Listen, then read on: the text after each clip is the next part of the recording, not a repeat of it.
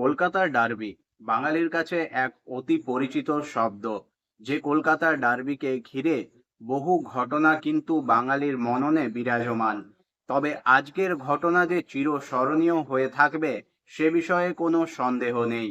বাঙালির তিন প্রধান ক্লাব, বাঙালির গর্ব Mohun Bagan, super giant east Bengal FC এবং মোহামেডান স্পোর্টিং ক্লাব আজ কিন্তু মাঠের লড়াই ভুলে এক জায়গায় একত্রিত হয়েছিল আরজিকর ঘটনার প্রতিবাদে। সেখানে আমরা দেখতে পেলাম এক অদ্ভুত পূর্ব দৃশ্য, যেখানে তিন প্রধান একসঙ্গে গলা মেলালো আরজিকরের প্রতিবাদে। হ্যাঁ, ফুটবলই পারে মানুষকে এক জায়গায় নিয়ে আসতে। তাই তো বলা হয় সব খেলার সেরা তুমি বাঙালির ফুটবল। ফুটবল আবার প্রমাণ করলো দল মত নির্বিশেষে সবার থেকে বড় হলো মানবতা, এবং সেই মানবতা রক্ষার্থে তিন প্রধানের সমর্থকদের আজকের যে কর্মসূচি তাকে কুর্নিশ না জানিয়ে পারা যায় না। সত্যিই একটা অসাধারণ দৃশ্যের সাক্ষী থাকলাম আমরা, সাক্ষী থাকলো কলকাতা এবং সারা বিশ্ব।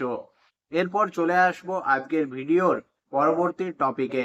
মোহামেডান স্পোর্টিং ক্লাব তাদের একজন গোলকিপিং কোচকে কিন্তু চূড়ান্ত করে নিয়েছে। গোলকিপিং কোচ হলেন মিলোস পেট্রোভিক।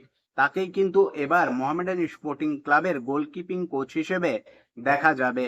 অন্যদিকে মোহামেডান স্পোর্টিং ক্লাব কিন্তু একটা চ্যারিটি ম্যাচ খেলতে চলেছে 30 আগস্ট। এই চ্যারিটি ম্যাচটা হবে মূলত কেরলে বন্যা এবং হিমাচল প্রদেশে যে প্রাকৃতিক দুর্যোগ, সেই দুর্যোগের ত্রাণ তহবিল সংগ্রহের জন্য। এবং এই ম্যাচটা হবে কেরালা সুপার লিগের যে দল, সেই দল থেকে একটা একাদশ বাছা হবে, এবং সেই কেরালা সুপার লিগ একাদশের বিরুদ্ধেই কিন্তু 30 আগস্ট ম্যাচ খেলবে মোহামেডান স্পোর্টিং ক্লাব। এইরকমই আপডেট কিন্তু রয়েছে।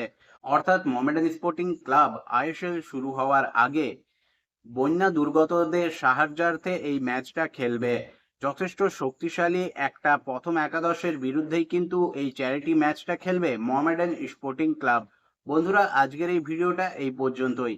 ভিডিওটা ভালো লাগলে অবশ্যই লাইক, কমেন্ট এবং শেয়ার করে দিও। চ্যানেলটাকে সাবস্ক্রাইব করে নিয়ে নোটিফিকেশন বেল অন করে নিও, এবং তোমাদের মতামত অবশ্যই জানিও যে আজকের আরজিকরের ঘটনার প্রতিবাদে তিন প্রধানের একসঙ্গে গর্জে ওঠাকে তোমরা কিভাবে দেখছো।